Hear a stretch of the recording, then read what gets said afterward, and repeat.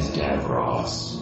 On this top of the food chain, scientific channel, we investigate many different anomalies and various tenuous phenomena that the powers that be, like NASA and the global Illuminati conspiracy, conspire to hide from us. Hello and welcome to this strange world of Syrax, and Flirax. The new believers in conjunction with the elders present Roswell's smoking gun, the Ramey Memo, barely noticeable in one of the 1947 photos, and clutched in General Ramey's left hand is a slip of paper. Probably unwittingly, Ramey had the text side facing towards the camera.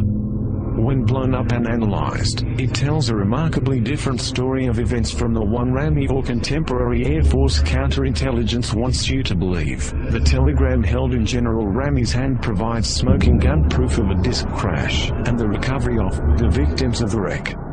The message turns out to be a telegram from General Ramey to the Pentagon and General Vandenberg, the acting ARF Chief of Staff at the time. Ramey is providing Vandenberg an update on the very fluid situation in the field at Roswell.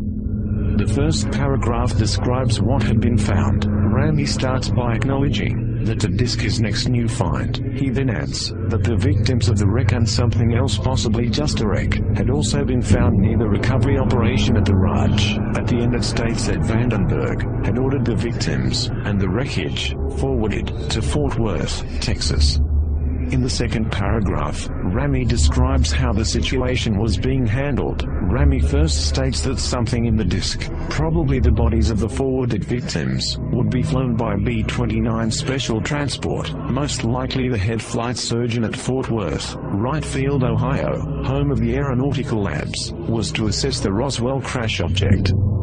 Finally, Ramey outlines how the situation was being treated publicly, and how they were going to cover it up. First he assures Vandenberg that the earlier highly inflammatory Roswell-based press release was the work of an Army counterintelligence team, but that the next sent-out press release would be of weather balloons.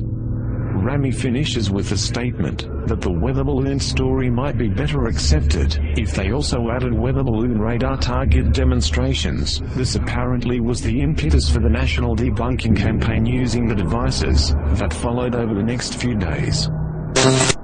There is no question that Ramey's message, even when greatly enlarged and then enhanced by computer, is a very difficult read because of fuzziness, film grain noise, uneven development, photo defects, paper folds and tilt, shadows, and text obscured at the left margin by Ramey's thumb.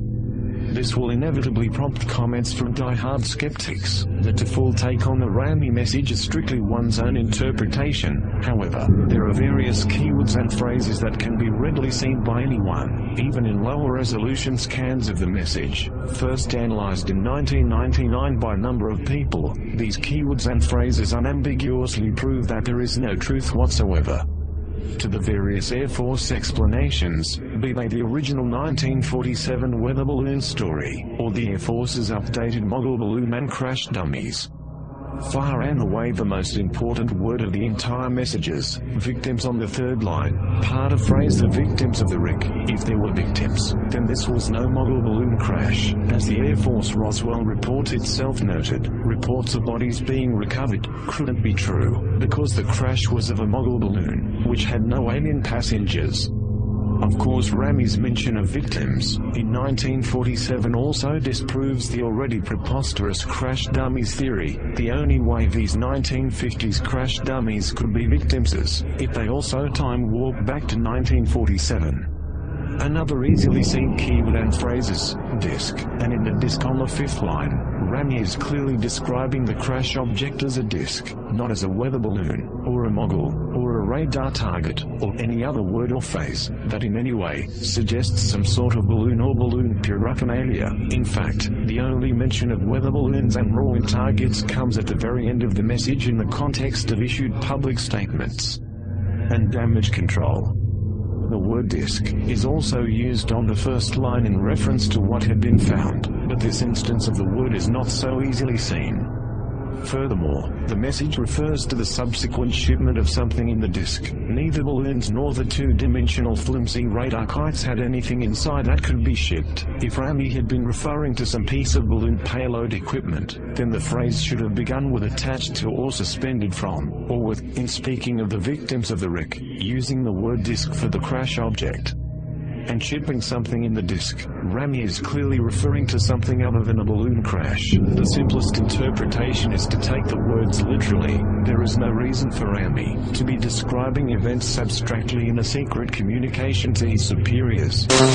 This was the crash of the so-called flying disc craft with a dead crew, found on the inside, as corroborated by the testimony of military and civilian witnesses. Ramey is quite explicit about the existence of bodies and the crash object being a disk. The only thing not made explicit in the message is the exact nature of the bodies or disk. Ramey probably does not refer to the bodies as non-human, alien, or some similar term, nor does he use terms like spaceship to describe the